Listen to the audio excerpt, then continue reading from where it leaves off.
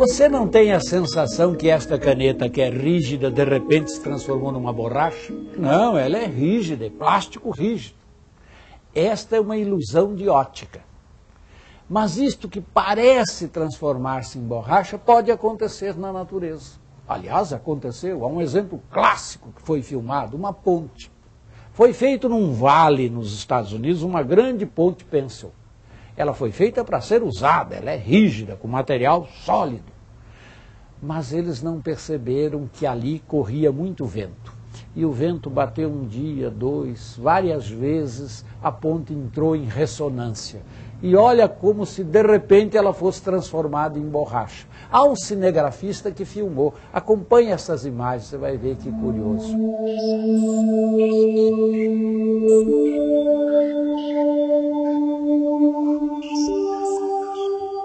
Ela deforma-se e rompe. As transformações contínuas são interessantes. Imagine que eu desenhasse aqui um triângulo. Bem, eu podia medir a sua área, medir o comprimento de um dos lados, medir o ângulo. Mas se isto, em vez de papel, fosse borracha, imagine este elástico, está aqui um triângulo. Eu posso deformá-lo continuamente. Varia o comprimento dos lados, mas há pontos interiores e há pontos exteriores. Esta é uma coisa que não varia, é um invariante de uma geometria que mede a elasticidade, que trabalha com transformações contínuas. Esta geometria se chama topologia. Opa! O que será que quer dizer topologia? Topologia é a geometria que estuda deformações contínuas. A natureza apresenta uma série de deformações contínuas. A matemática tinha que dar conta disso. O que é transformar-se continuamente sem romper e sem ligar? É o estudo de uma geometria elástica, é o estudo da topologia.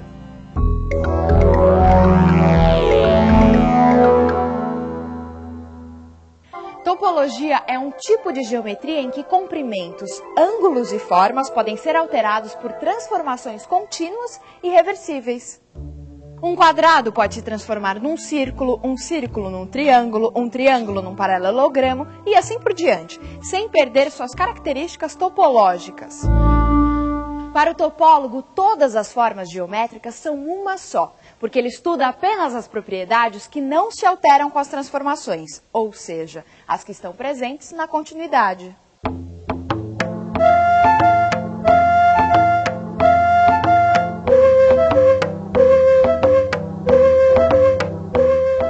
Continuidade é uma série de mudanças graduais, suaves e ininterruptas, como o movimento dos planetas ao redor do Sol.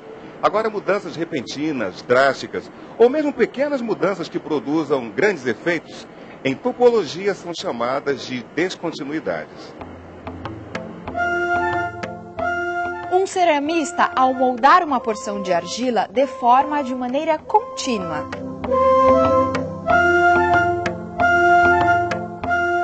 Mas se ele arranca um fragmento, a deformação se torna descontínua, não topológica. Pintores como Lúcio Fontana, por exemplo, não conseguiram resistir ao desafio de experimentar a descontinuidade, buscando novos efeitos a partir de cortes nas superfícies planas das telas. Sem conhecer a topologia, Fontana usou do seu conceito para provocar o mundo das artes.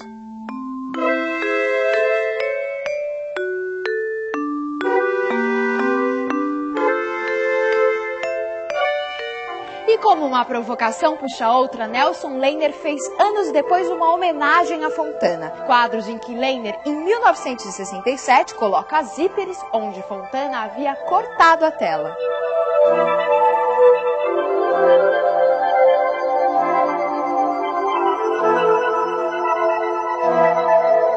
Um dos objetos mais curiosos e estudados pela topologia é a faixa de Möbius. Uma tira de papel, evidentemente, tem duas superfícies. Podemos pintar um lado de uma cor e o outro de outra cor.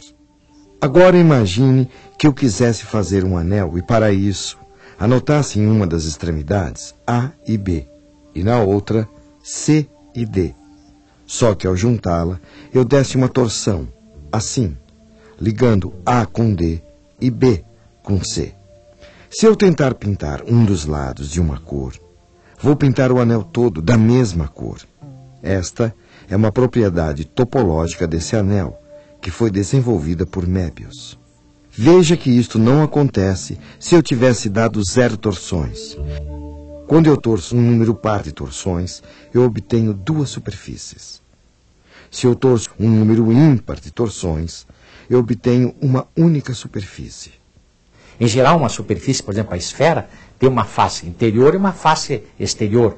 Um plano tem uma face superior e uma face inferior. Agora, a cinta de Möbius, ela só tem uma face. E isso, se você perguntar para qualquer pessoa que nunca tenha visto a superfície de Möbius, nunca tenha estudado topologia, vai dizer, puxa, pode existir uma superfície unilátera, uma superfície no espaço euclidiano que tem apenas uma face? Vai dizer não. A pessoa que não é especialista dirá não. E quando vê a superfície de Möbius, se choca, fica chocada com aquilo. Eu acho que a razão básica pela qual essa cinta de Möbius inspirou tanta gente em arte, psicanalistas como Lacan, tudo, é por esse fato surpreendente que ela encerra, de ser uma superfície que só tem uma face. Não é possível distinguir uma face de cima, uma face de baixo, uma face do lado, não dá. Sem se preocupar com conceitos matemáticos, a artista plástica Lygia Clark, uma das líderes do movimento neoconcretista, que viveu no Rio de Janeiro nas décadas de 50 e 60, criou a proposição Caminhando e encantou-se com a ideia de obras que tivessem esse tipo de transformação contínua.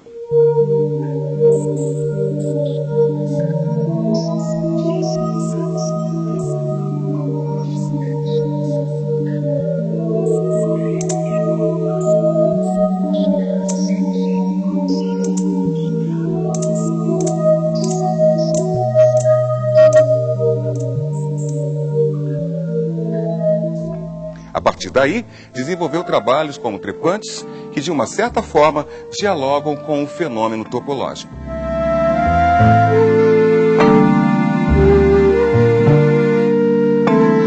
A transformação contínua também motivou a criação da série de objetos articulados batizados como bicho, que, quando manipulada, pode se transformar a cada momento numa obra diferente.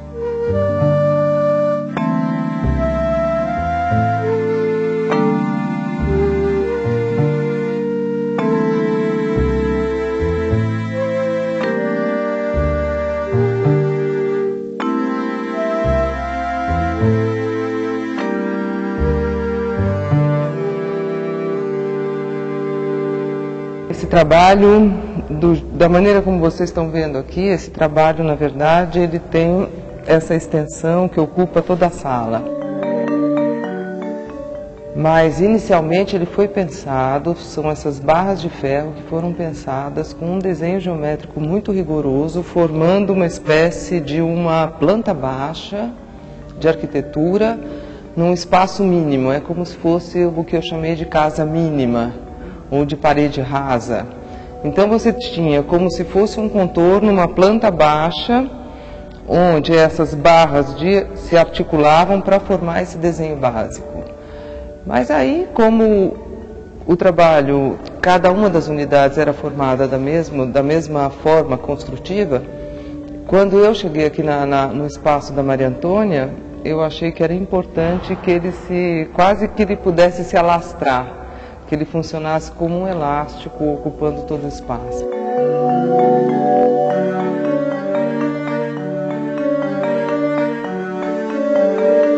Essa ideia de elasticidade, de abertura para o mundo, de poder se desenhar de forma diferente dependendo do espaço onde ela é apresentada, isso sempre teve.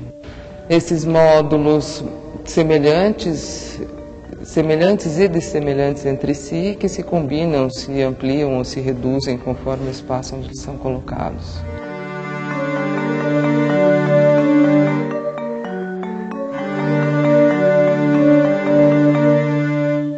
A continuidade é uma das propriedades mais fundamentais da matemática. Um conceito tão natural que só ficou claro há cerca de 100 anos. Um conceito tão poderoso que está transformando a matemática e a física. Com exceção dos elementos biológicos, como o DNA, por exemplo. Talvez seja essa uma das coisas mais estudadas nesse fim de século. E tudo por causa desse pequeno espaço bem aqui no meio. Nosso confeiteiro tem várias maneiras de fazer rosquinha. Uma é furando a esfera transformada em disco. Bem, o Marcelo falou que tem uma outra maneira de fazer rosquinha, não é, Marcelo? Você pode mostrar pra gente? Vamos pôr a mão na massa. Vamos cortar aqui uma tira. Outra é esticando a massa e juntando esta extremidade com esta, formando a rosquinha.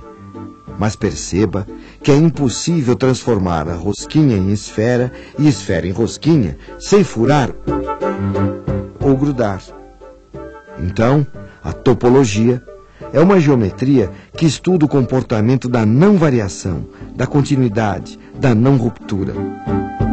Topologicamente, podemos transformar a xícara, sem grudar e sem furar de novo, numa rosquinha. Então, rosquinha e xícara são topologicamente a mesma coisa. Assim como cubo, aquele mesmo que você joga o dadinho, e esfera, são topologicamente a mesma coisa. Isto é, por deformações contínuas, eu passo de um para outro.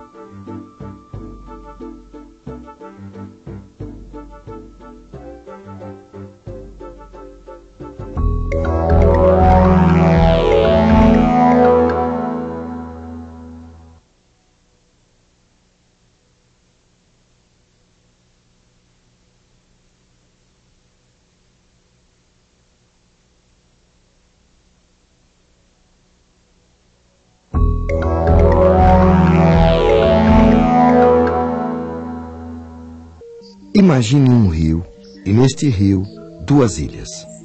É isto exatamente o que acontece na cidade de Königsberg. As duas ilhas são ligadas às margens do rio por 7 pontes. Assim, a ilha maior tem 4 pontes. A outra ilha tem 2 pontes. Todas ligando as ilhas ao continente. E a 7ª liga 2 ilhas. A questão era demonstrar, através da matemática, um fato constatado pelos habitantes da cidade todos os dias. Ao cruzar as pontes, os habitantes da cidade não tinham como, passando uma única vez pela ponte, voltar ao mesmo lugar onde havia começado o passeio.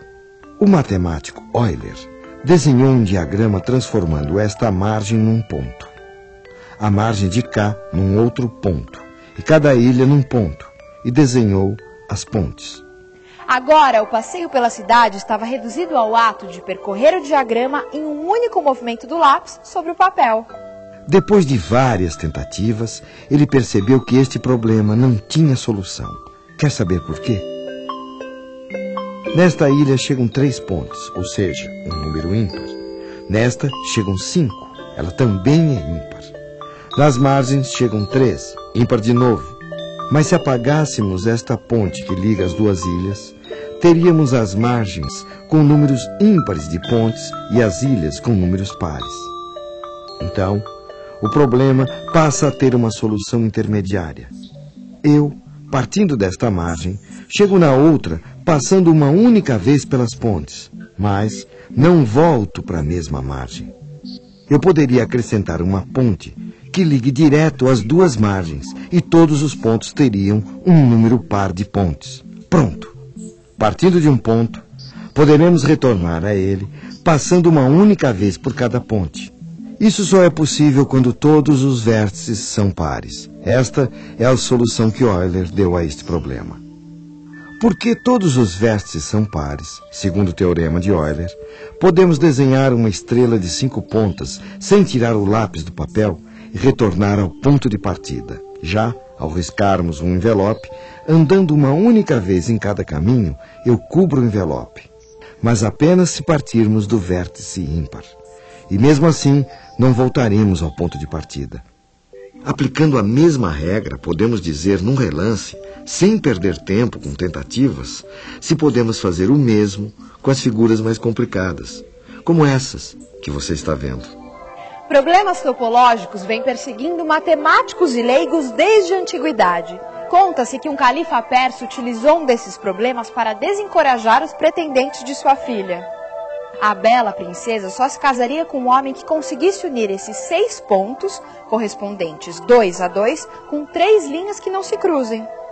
Eu acho que essa princesa jamais se casou, porque esse problema parece fácil, mas não tem solução. Pode tentar.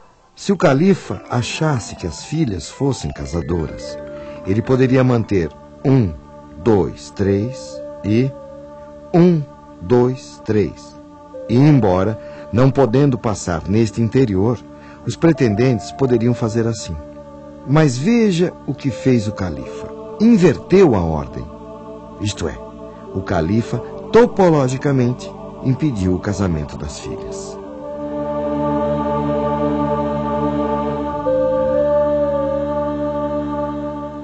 A primeira grande contribuição para o avanço da topologia foi o teorema enunciado pelo matemático francês Jordan no século XIX.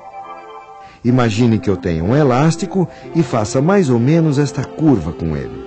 Este ponto está dentro desta curva fechada ou fora dela?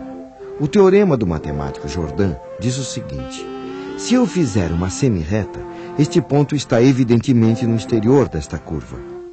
No círculo, é fácil perceber se um ponto está dentro ou fora dele. Quantas vezes eu cortei a própria curva para chegar fora dela? 1, 2, 3, 4, 5, 6, 7, 8. Número par. Se cheguei no exterior, parti então do exterior. Portanto, segundo o teorema de Jordan, quando eu tenho uma paridade, eu me mantenho onde estou. É fácil ver isso usando uma imagem do bichinho da maçã. Se ele está dentro e cruzar a casca da maçã uma vez, isto é um número ímpar, ele irá para fora. 2 vezes, isto é par, ele permanecerá no interior. 3 ímpar, fora. 4 par, dentro. E assim por diante. Note a semelhança da paridade dos teoremas de Jordan com o teorema de Euler das pontes de Königsberg. Eu preciso ter tudo par para manter o invariante topológico. O que Mari Canegai está fazendo nesse momento é pura topologia. Então nós vamos fazer um retângulo primeiro, tá? Em 4 triângulos iguais. Surpresas se sucedem quando decidimos investigar as características topológicas dos objetos. Agora, quem poderia imaginar, por exemplo, que esse belo pássaro não passa de uma folha de papel continuamente dobrada? O origami é a arte de fazer uma infinidade de figuras diferentes a partir de folhas de papel. Tudo depende da maneira como ela for dobrada. Buscando transformar seus poemas em obras tangíveis, artistas e poetas como Júlio Plaza e Augusto de Campos criaram os objetos poemas, onde a descontinuidade do papel possibilita leituras bem diferentes daquelas que o livro tradicional é capaz de oferecer.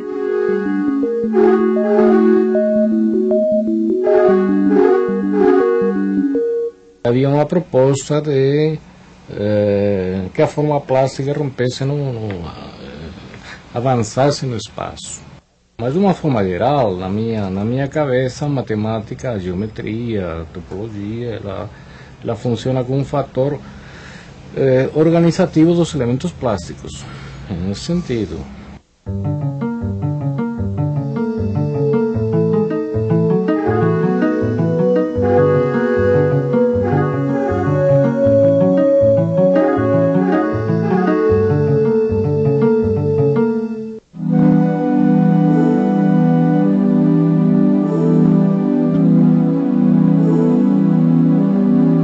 Quando corto e dobro uma chapa de ferro, ou somente corto, pretendo abrir um espaço ao amanhecer da matéria bruta, luz que vela e revela a comunhão do opaco com o espaço dos astros, espaço que descobre o renascer redimindo a matéria pesada, na intenção de voar.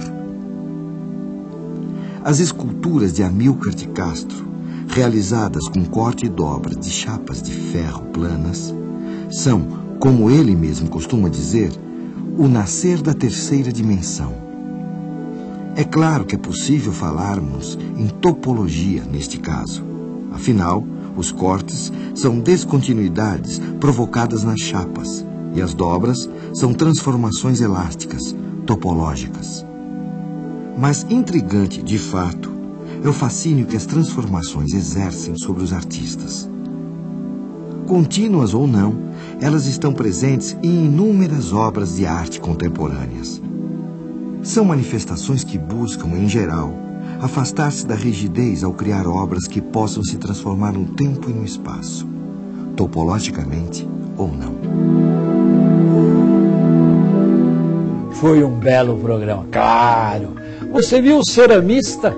Ele estava fazendo com o barro transformação contínua.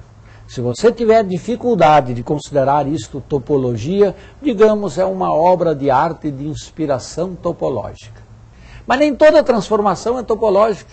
Você viu outros artistas mostrando transformações moduladas, que podem muito bem ser explicadas com uma lógica, com uma geometria quase estática, fixa. Pois é, a topologia interessa muito ao matemático, ao grande pesquisador, ao físico, ao químico. Interessa muito ao homem comum, que vai admirar uma obra de arte. Mas um dia desse eu vi um garoto empinando, como é que você chama? Pandorga? Há quem chame de pipa, outros chamam de papagaio. Aquilo gira se você não botar a rabiola, aquele rabo enorme. Alguns fazem enfeitado. Este garoto que eu estou lhe contando pegava uma cinta de papel, colava um outro anel, de preferência de outra cor, e assim por diante fazia uma longa corrente. Mas ele deve ter uma inspiração topológica, porque quando ele ia fechar o anel que ele passava a cola, ele dava uma torção. Isto é aquilo que você viu no programa com o nome de Anéis de Möbius. Eu diria que o menino estava mais do que empinando o papagaio, estava empinando alta matemática.